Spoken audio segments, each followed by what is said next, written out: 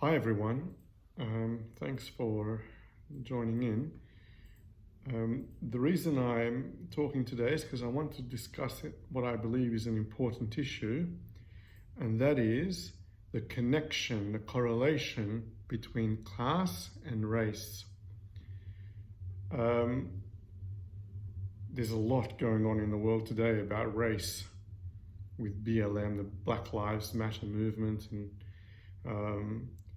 there's a significant struggle that's been going on for many years from all the prejudice and injustice faced in the US, but many other countries over long periods of time.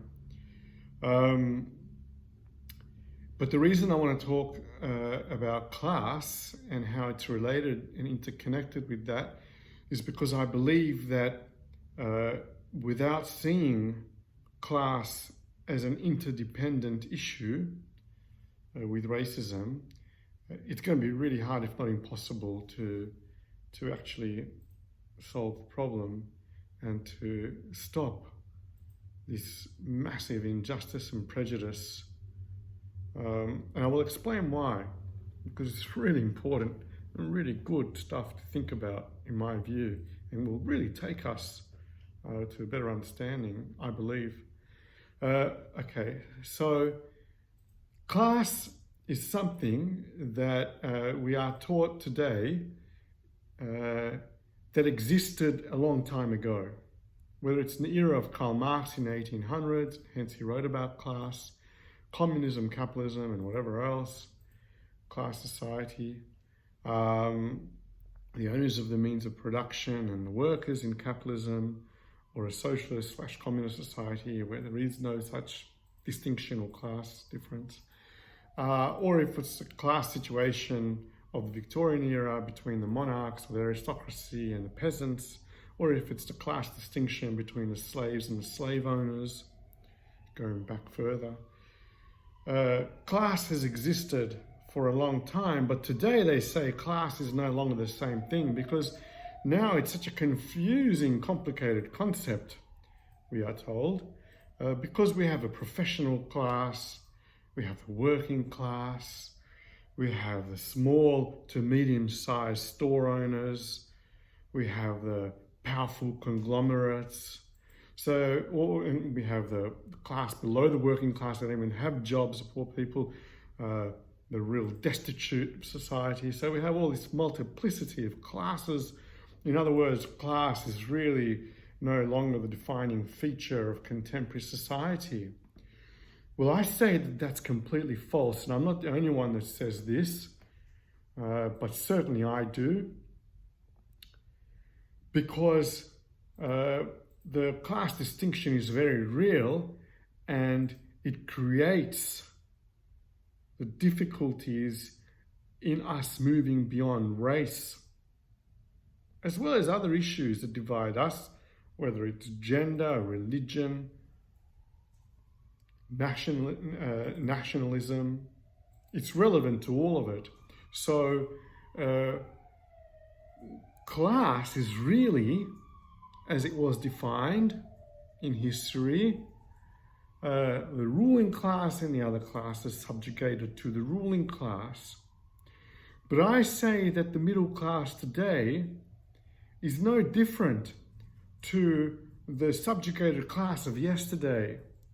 So those below the ruling class are the same as those that were below the ruling class yesterday, even though it wasn't as sort of multifaceted. There wasn't all these different steps and ladders. You see, the small store owner, whether it's a shoe store or a grocery store, whether it's a law firm or an accounting firm, a small to medium-sized firm, whether it's even a small to medium-sized bank as opposed to the conglomerates, or any other kind of small business to medium-sized business, or whether it's the worker working for them or for the conglomerates. All these people, bar the conglomerates, bar the very elite, are arguably in the same class. And why? Because if there's an economic crisis, such as that of 2008 and today during the coronavirus pandemic, they can go from being successful to bankrupt overnight. And when I say overnight, it can be literally overnight, or it can be over a period of many months, or over a period of a year or two. But the fact is that even the medium-sized businesses or the small businesses can go bankrupt very quickly in a time of economic crisis. And workers, of course, who lose their jobs can go into extreme poverty and bankruptcy in a time of economic crisis. But the ones that don't are the ones at the very top. Why? Because they get the significant bailouts. In today's terms, trillions of dollars. Overnight, governments find trillions of dollars that they couldn't put into health, they couldn't put into education, they couldn't put into the environment yesterday, but they can put into bailing out the wealthiest of society today. And the reason that happens is because of class, because the most powerful conglomerates are the ones who are the puppeteers controlling the politics for society, controlling policy. And those who are in government in the wealthiest of places are themselves associated with that conglomerate class. They themselves went to the same expensive private schools and universities, and they walk the same corridors of power. They go to the same luxurious parties and resorts. They go to the same meetings around the world. They are one and the same. So class is real, and anyone below that is subject to them. It's how it works. And I'm not saying this is a negative thing, although I think it is a terrible thing. I'm saying this as a form of viewing society, and so as not to be misled about where we stand today and how our society is structured today. And how is this relevant to race? Well, you see, what the upper class does is when there are economic difficulties, which is almost always, they get us to focus on other issues rather than the economy and to the class nature of society and to the injustice of that and what that does to people, how it forces people into poverty and difficulties. For example, just to pay to get a roof over one's head, people will work all their lives, whether in running a small or medium-sized business or working as a worker for them or for others, just to keep roofs over their heads. Of course, there are massive distinctions between a medium business owner and a worker or an unemployed person. I'm not saying that. Of course, there are. But ultimately, the concept is the same. And so they're all subject to the very elite and to the policies that they operate under and that they write. They write the policies. And so racism is a form, is a means by which to take attention away, to take focus away from these class structures, from the economic structures of society, and from the burdens and sufferings that are as a result of that, and to focus it onto things that should not be dividing us, such as color, racism, such as black or white. And I should say that these are scientific concepts. They should not be political or politically charged or economic concepts. They are scientific concepts that have no difference, that demonstrate that there's no difference between us. In fact, other than the injustices that we feel politically and socially, scientifically, how do you draw the line between black and white? Or what shade of white turns black? What's the shade of black is white? Where do we draw the line? How does one know exactly when someone is black and someone is white? Now, I don't say this to belittle the massive injustices of black people.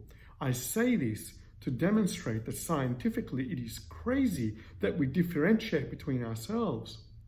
But we are taught to think this way. We are taught to differentiate. So a lot of the people that Hillary Clinton in 2016 called the racist, the deplorables, are themselves taught to think this way and to attack each other. White supremacy is a crazy concept if they knew how life works scientifically and how life works economically and how they too are subjugated to the whims of the economic and political and social system.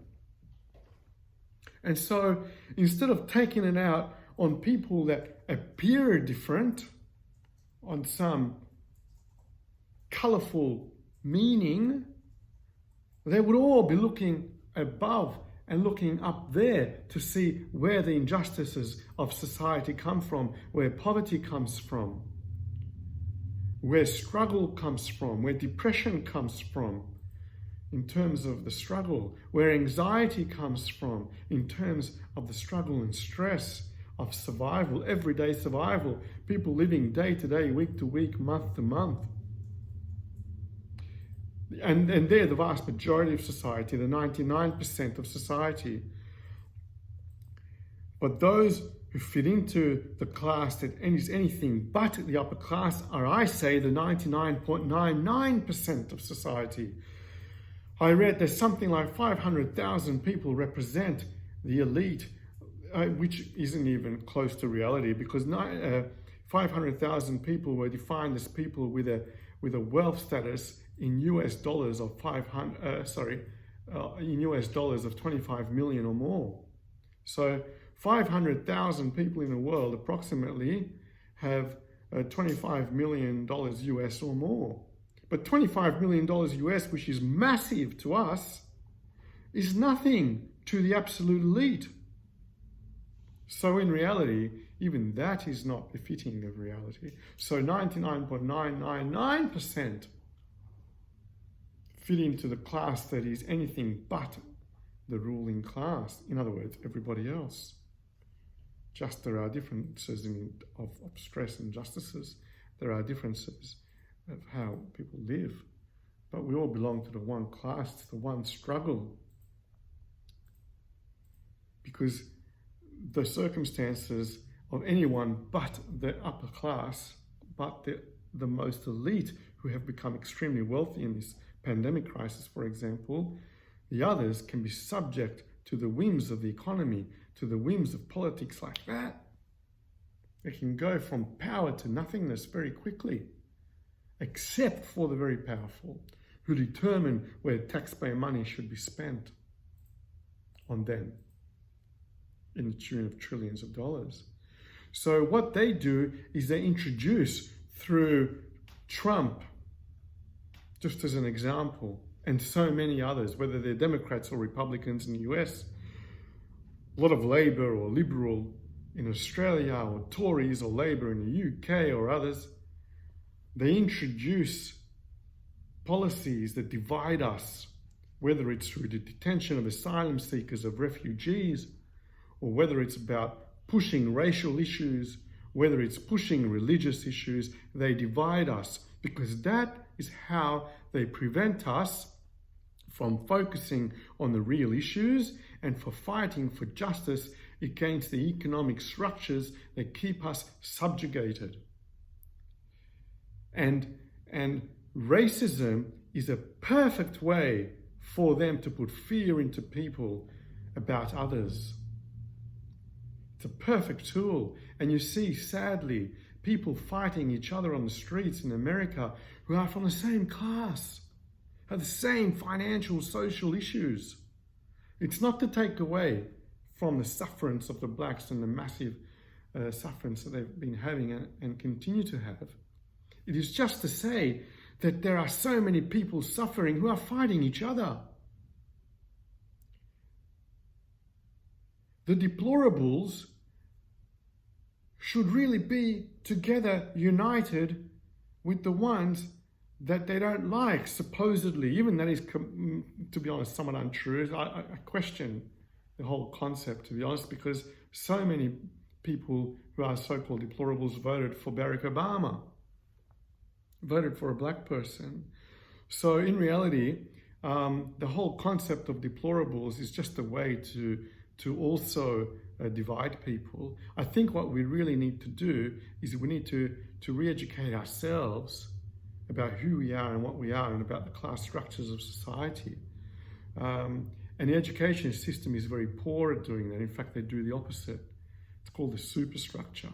A guy called Antonio Gramsci, an Italian political theorist and philosopher of the early 1900s, Antonio Gramsci described this really well under the concept of the superstructure, how the education systems, the political systems, etc., will educate us in a particular way, which teaches us so much prejudice. And we fight each other over color, over race, over gender. It's not to take away from any of those individual issues. I'm just saying we should be fighting in a united form against the issues that really create the difficulties and the disharmony that we feel toward each other. We should never feel. And the disharmonies, they really don't even exist. When I was a child growing up, between the ages of 5 and 7 years, I lived in Lagos, Nigeria, and I went to an American school there, and it was in English. And I sat next to another kid my age, who was my best friend there. It was my only friend that I remember, in fact, and we shared a pencil whenever necessary. I asked him for help whenever necessary because my English wasn't great. And it was only later as an adult that I realized that my best friend there was black. I didn't even know he was black. Or I knew, but I didn't know, because I didn't conceptualize that. It's only as an adult I realized that. And it's because the way we are raised in our community, in our society, to differentiate between each other on nothingness, on scientific concepts. Scientific concepts become political and social concepts. And the science says that we're the same. In fact, we all originate from Africa, by the way. We're all black, if you want to think of it that way. We all originate from Africa. DNA demonstrates that. DNA analysis. That's the beauty of technology.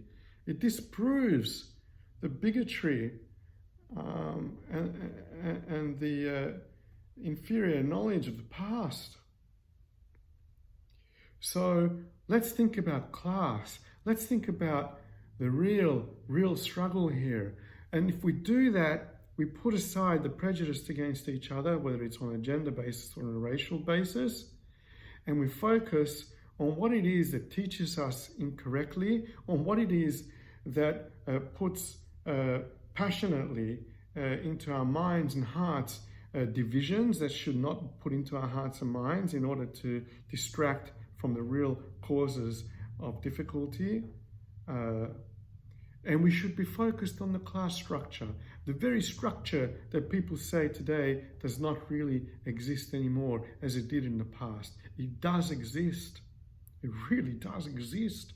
And if we're not focused on that class structure, then I believe we're not really going to solve the issue of racism.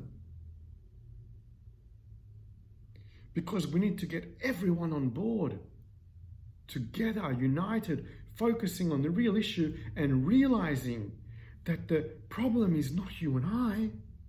The problem is the class structure of society, the one that keeps us subjugated, the one that keeps us struggling, the one that makes life so difficult day in, day out from so many perspectives, social and economic and political. I'm happy to go into that. I will go into that in more detail at a future time. But this is a good start. Class exists. Class is real. There are really two classes at the end of the day, and we should be united in focusing on that structure and breaking it down, getting rid of it, in fact, to free, to emancipate people, so that we're not forced into fighting each other over nothing, and not taught to fight each other over nothing. Thank you very much.